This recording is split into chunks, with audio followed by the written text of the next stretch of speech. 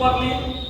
अब यहाँ पर क्या है कि समुद्र तटीय मैदान के जो हम पढ़ रहे हैं, है ना, क्वेश्चन पूछता है, सारा क्वेश्चन है समुद्र तट के किनारे कितने राज्य स्थित हैं? तो 9 राज्य। कितना राज्य स्थित है बोलो? 9 राज्य है। और इधर किधर है? अरब सागर की तरफ 5, अब बंगाल की खाड़ी की तरफ 4 है। अब यहाँ पर देखना है गुजरात, महाराष्ट्र, गोवा, कर्नाटक, केरल। क्या है? गुजरात, महाराष्ट्र, गोवा, कर्नाटक, केरल और इधर तमिलनाडु, आंध्र प्रदेश, उड़ीसा और पश्चिम बंगाल। अब देखिए यहाँ पर दो, जैसे एक देखते हैं इधर नॉर्थ हुआ, इधर साउथ हुआ, इधर ईस्ट हुआ, इधर वेस्ट हुआ, तो इसको कहते हैं पूर्वी तट। इसको क्या कहते हैं? पश्चिमी तट। तो पूर्वी तट में ये दो पश्चिम बंगाल और उड़ीसा को संयुक्त जो तट होता है पूर्वी तट, उसको कहते हैं कोरोमंडल। क्या कहते हैं? कोरोमंडल। यहाँ तक समझ में आया? आप फिर इधर आंध्र प्रदेश, तमिलनाडु के संयुक्त को क्या कहते हैं? गोलकुंडा तट। ठीक है। इधर देखिए महाराष्ट्र और गोवा तट को संयुक्त रूप को क्या कहते हैं? कोंकण तट। इधर क्या कहते हैं? कर्नाटक और केरल को मलाबार तट। यहाँ तक समझ गया? कहीं कोई दिक्कत नहीं हो इधर। और यहाँ पर जितने भी भारत के प्रमुख बंदरगाह हैं, ये आपको सारा चीज है। कांडला बंदरगाह गुजरात, नवासोवा बंदरगाह महाराष्ट्र, ये सब आपको रटना है, याद कर लेना है। इससे ये क्वेश्चन पूछेगा कि सबसे व्यस्तम बंदरगाह कौन है?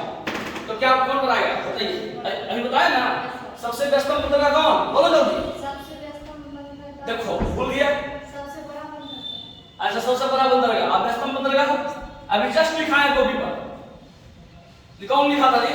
बताओ जल्दी।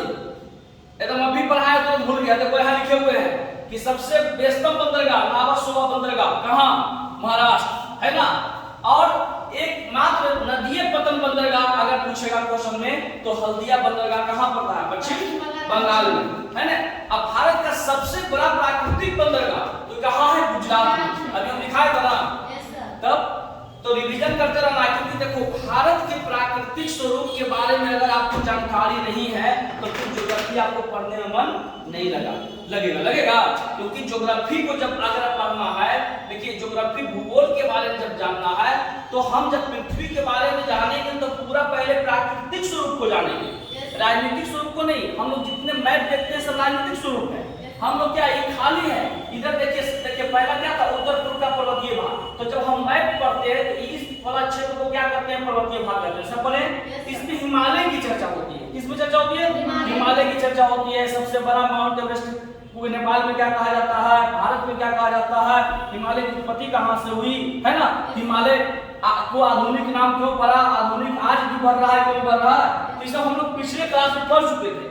फिर उत्तर का जब विशाल मैदान देखते हैं, है ना, तो इसके बारे में भी चर्चा कर चुके थे, क्योंकि विशाल मैदान डेवलप हुआ है हुआ कि नहीं? लेकिन पूर्वोत्तर राज्य अभी भी डेवलप नहीं हुआ है नहीं हुआ। लेकिन विशाल मैदान में देखिए सारा चीज, उत्तर का विशाल मैदान जलोढ़ मिट्टी का भी बना होता है कि नहीं? बताया था। इसकी निर्माण कैसे हुआ था? गंगा जमुना के सहायक नदियों के द्वारा लाया गया मलबों से सब याद तो याद कर लेना। क्योंकि देखो अगर इस पांचों अगर आपको जानकारी है, उत्तर का पर्वतीय भाग, उत्तर का विशाल मैदान, दक्षिण का प्रायद्वीपीय भाग, यही बताए थे मैंने। खनिजों का भंडार वगैरह जितने भी दक्षिण का बताया लिखाए थे आपको। और याद करना है, एक करके रिवीजन करना है, तब न दरोगा बनिएगा। ऐसे बनिएगा नहीं बनिएगा। फिर समुद्र तटीय है तो समुद्र तटीय सारा क्वेश्चन है। फिर देखिए द्वीप समूह चलेंगे कि द्वीप समूह कितने हैं, है ना, किस भाग को द्वीप समूह कहते हैं। तो ये भारत के प्राकृतिक स्वरूप को हम कितने भागों में बांटे पढ़े? 5 भागों में। कितने भागों में? 5 भागों में। तो ये सारा आपके लाइव का आधार है, ये एक बेस है आपको समझने के लिए भारत के प्राकृतिक स्वरूप। फिर हम धीरे धीरे राजनीतिक स्वरूप को हम क्या करेंगे? समझेंगे। तो क्या करेंगे? कल रिवीजन करेंगे। क्या करेंगे? रिवीजन। बढ़िया से पढ़ के आइएगा तभी दरोगा बन पाइएगा, नहीं तो नहीं बन पाइएगा। क्योंकि दरोगा सेठ मारने से सिर्फ काम नहीं चलेगा, आपको जानकारी होना चाहिए। अगर जानकारी नहीं रहेगा, सब्जेक्ट का ज्ञान नहीं रहेगा, बंदरगाह से क्वेश्चन पूछेगा और बंदरगाह पता नहीं कि बंदरगाह किसे कहते हैं, तो खाली ये थोड़ी याद करना कि वो लगता है बंदर है वो, क्या उसको हम बंदरगाह कहते हैं क्या? नहीं, एकदम समझना है कि बंदरगाह क्या है और भारत में कितने बंदरगाह है और बंदरगाह कहते किसको है। तो जब पढ़िएगा तब न समझ आइएगा, पढ़िएगा तब न हो। हाँ, और जब पढ़ने करिएगा तो क्या करिएगा? खाली सेट मारिएगा कि चल किताब खरीद लिए सेट मारिएगा। जानकारी रखो कि ज्योग्राफी क्या है। जैसे देखो पॉलिटी पढ़ाए, कैसा लगा पॉलिटी आपको? अच्छा लगा नहीं? आपको क्वेश्चन छूटेगा संविधान से? नहीं छूटेगा। ठीक उसी प्रकार से जब हम ज्योग्राफी पढ़ा रहे हैं तो ज्योग्राफी का भी एक क्वेश्चन छूटेगा नहीं। फिर धीरे धीरे हम हिस्ट्री चले, तो हिस्ट्री कहानी की तरफ पढ़ोगे तब समझोगे, लाइफ से जोड़ के पढ़ोगे तब समझोगे, आगे तो फिर समझ नहीं पाओगे, पढ़ोगे नहीं समझ पाओगे। सिर्फ रटन विद्या से आपको काम नहीं चलेगा, क्योंकि वह जमाना गया कि हम क्या करेंगे, सीधे हम एग्जाम निकाल लेंगे। नहीं, अब आपको समझना है, क्वेश्चन के पैटर्न को समझना है, क्योंकि धीरे धीरे एग्जाम क्या होते जा रहा है, टफ होते जा रहा है। क्या होते जा रहा है, टफ होते जा रहा है। धीरे धीरे हम एग्जाम देंगे तो बहुत कंपटीशन की दुनिया हो गया है, वहां पर निकालना मुश्किल है, तो कुछ हम अलग तरीका से सोचेंगे। क्या तरीका से, अलग तरीका से हम पढ़ेंगे भी तो अलग तरीका से पढ़ेंगे। अगर मान लिया आज तो प्राकृतिक स्वरूप पढ़े हैं, तो इससे आपको कम से कम 2-3 क्वेश्चन आपको समझ में आएगा, कोई भी एग्जाम में आ जाएगा। आएगा कि नहीं आएगा? हिमालय से क्वेश्चन रहता है कि नहीं रहता? रहता है। उत्तर के विशाल मैदान से क्वेश्चन रहेगा कि नहीं रहेगा? आता है कोई भी कंपटीशन में, प्राकृतिक भाग से, समुद्र की मैदान।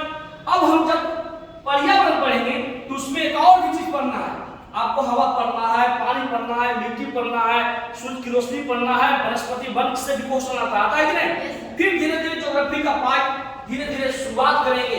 हम लोग क्या करते हैं, डायरेक्ट आए अब ब्रह्मांड पढ़ना शुरू कर दिए, डायरेक्ट आए ग्रह पढ़ना शुरू कर दिए। नहीं, आपको ब्रह्मांड पढ़ने के लिए पहले पृष्ठभूमि को समझना होगा, ज्योग्राफी के 4 चैप्टर समझना होगा, 5 चैप्टर समझना होगा, है ना। लेकिन समय देखते हुए हम लोग, क्योंकि परीक्षा पूरी बिहार पुलिस का ये परीक्षा नजदीक है ना। कब है वो, कब हो? 24 सितंबर।